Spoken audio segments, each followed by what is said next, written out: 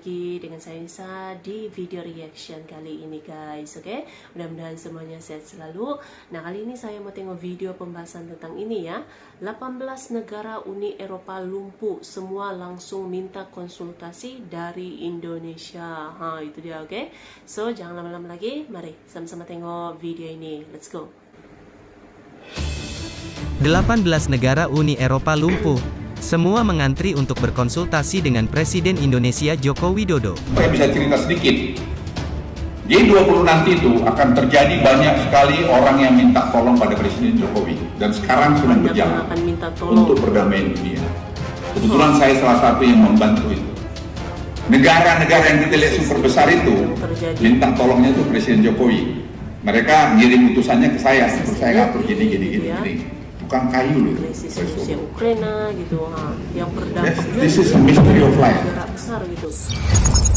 Uni Eropa juga lah tidak terkecuali itu kan, kena krisis.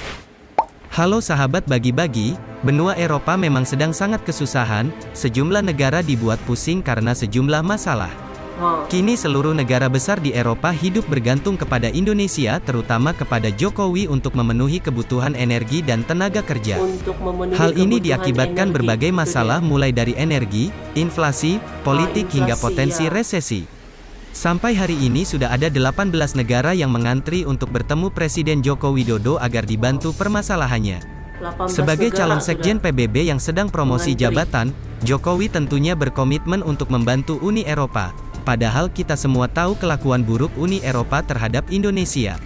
Lalu kenapa Indonesia terus memberikan bantuan kepada negara-negara Uni Eropa, dan inilah rangkuman ketergantungan negara Uni Eropa terhadap Indonesia. Sahabat bagi-bagi, negara pertama yang jatuh ke dalam krisis adalah Kerajaan Inggris. Krisis biaya hidup Inggris hingga gonjang-ganjing politik menyebabkan krisis ekonomi di Kerajaan Inggris semakin nyata dan mendalam. Ini bukan hanya soal energi semata, tapi juga terkait masalah inflasi dan kemiskinan yang merajalela. Kisruh di pasar obligasi pun sempat terjadi, yang diyakini memunculkan petaka finansial. Mayoritas ekonom sepakat bila persoalan Inggris dipicu oleh tindakan mantan Perdana Menteri PM Inggris Boris Johnson ketika berkuasa menarik keluar Inggris dari keanggotaan Uni Eropa pada tanggal 1 Januari tahun 2020. Sejak itu Inggris mulai dilanda kelangkaan barang, pasca Brexit terjadi keriuhan yang luar biasa pada praktik perdagangan luar negeri. Dan sejak saat itu Inggris mulai bergantung kepada Indonesia, terutama terus mendekati Presiden Jokowi. Sahabat bagi-bagi, inflasi Inggris diperparah oleh lonjakan harga energi akibat pasokan tersendat pasca perang Ukraina-Rusia.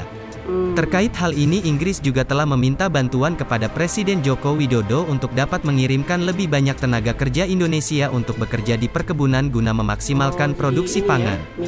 Selain itu Inggris juga telah meminta impor energi batubara dari Indonesia guna menghadapi musim dingin. Inggris yang dulu dikenal sebagai negara besar kini hidup bergantung kepada Indonesia. Benar-benar ironis yang sangat menyakitkan bagi warga Inggris yang telah berpuluh-puluh tahun menikmati hidup serba mudah. Dan saatnya Indonesia untuk berputar menjadi roda yang di atas. Sahabat bagi-bagi, kenaikan harga energi makin memperparah krisis, ini membuat banyak warga terlilit. Kenaikan ini sendiri didorong oleh naiknya harga bahan bakar setelah serangan Rusia ke Ukraina. Inggris dan beberapa sekutunya melemparkan embargo atas beberapa bahan bakar asal Rusia. Kenaikan harga energi mendorong barang lain naik, ini juga termasuk makanan. Di September tahun 2022 inflasi Inggris berada di level 10,1% secara year on year atau YOY, ini merupakan yang tertinggi selama 40 tahun. Mahalnya energi dan inflasi tinggi kemudian telah membuat warga mulai kesulitan dalam mendapatkan pangan. Dan dari itulah Inggris terus mengimpor bahan pangan dari Indonesia. Sahabat bagi-bagi, sebuah laporan terbaru di satu sekolah di Lewisham, London Tenggara, memberitahu Badan Amal Chief in Schools tentang seorang anak yang berpura-pura membawa kotak makan yang kosong. Selain itu kenaikan biaya hidup ini menjadi faktor pendorong lebih banyak perempuan menjadi PSK di awal musim panas. Dimulai Juni dan berakhir September, ada tambahan sepertiga perempuan menjadi PSK. Data English bulan lalu mengatakan banyak warga yang menjadi PSK ini merupakan orang tua tunggal. Di Inggris prostitusi indoor diizinkan pemerintah. Sahabat bagi-bagi, negara kedua yang baru saja mengumumkan krisis ekonomi adalah Perancis. Perancis juga ya. Dalam sebuah berita berjudul Prancis Kiamat BBM Listrik Karena Mogok Inflasi menerangkan, Prancis kini mengalami ancaman kelangkaan bahan bakar di seluruh Perancis negeri. ini ya, kelangkaan Hal bahan itu bakar. akibat pemogokan pekerja kilang minyak. Aksi sudah dilakukan sejak pekan lalu. Diawaki pekerja Total Energies, mereka menuntut kenaikan gaji di tengah tingginya inflasi. Tinggi inflasi ya. Akibatnya sekitar 30% SPBU Prancis kini kesulitan melayani BBM warga. Antrean mengular di mana-mana. Presiden Emmanuel Macron mengatakan krisis bahan bakar sudah terjadi, ia menginginkan solusi secepat mungkin. Hal sama juga diakui WNI di Prancis. WNI yang tinggal di kota Toulouse, Prancis mengaku kelangkaan BBM sudah terjadi sejak 2 minggu lalu. Menurut WNI, SPBU Total masih menutup layanannya di sana padahal perusahaan tersebut menjadi salah satu yang terbanyak di Prancis.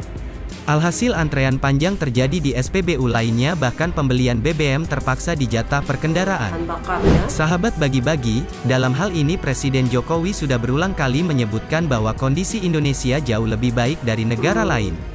Hal ini pun terbukti dengan lumpuhnya perekonomian Prancis akibat tingginya harga bahan bakar, sedangkan di Indonesia harga bahan bakar subsidi masih terjangkau dan pasukannya masih mencukupi kebutuhan masyarakat.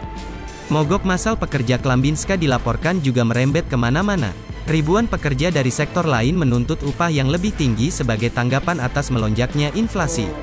Dari catatan Kementerian Dalam Negeri Prancis, setidaknya ada 107.000 orang ambil bagian dalam demonstrasi termasuk 13.000 di Paris. Peserta mogok juga diketahui berasal dari pekerja di sektor pembangkit listrik tenaga nuklir. Ini diyakini akan menghambat upaya menghidupkan reaktor yang saat ini tengah dalam pemeliharaan. Apalagi jika berlarut seperti pekerja kilang minyak, setiap perluasan gerakan sosial di pembangkit listrik tenaga nuklir akan memiliki konsekuensi serius pada penyediaan listrik musim dingin. Sahabat bagi-bagi, terakhir negara ketiga yang resmi alami krisis ekonomi adalah Jerman. Jerman juga. Ekonomi Jerman diyakini akan jatuh ke jurang resesi tahun depan. Ekonomi terbesar di Eropa yang baru pulih dari pandemi COVID-19 akan kembali menyusut sebagai dampak invasi Rusia ke Ukraina. Dalam pernyataannya, Menteri Ekonomi Robert Habeck menyebut ekonomi akan berkontraksi alias minus 0,4% di 2021, inflasi akan menyentuh 7% dan krisis energi yang serius. Ini mengancam menjadi krisis ekonomi dan sosial.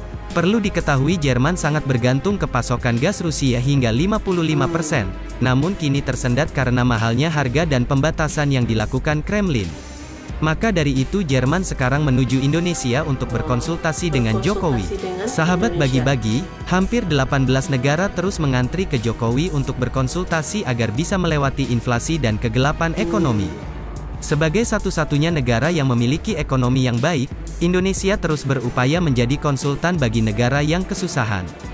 Kita sebagai warga Indonesia sudah sepatutnya bangga, karena berkat kerja keras kita bersama, Indonesia menjadi negara terkuat menghadapi krisis ekonomi di tahun 2022 ini. Jangan santuy terus, mari kita barbar, merdekalah kita seutuhnya, merdeka! Merdeka! Hurra! Oke guys, jadi telah dia video pembahasannya ini.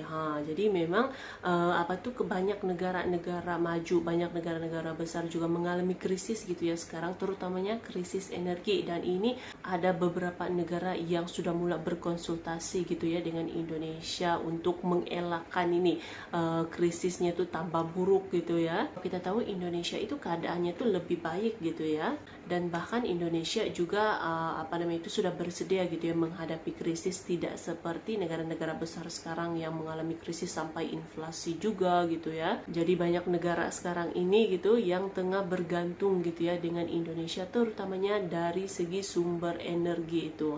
So terima kasih banyak sebab kamu sudah menonton video ini. Jangan lupa macam biasa untuk support channel saya dengan subscribe, like video ini, dan jangan lupa untuk komen juga. Oke?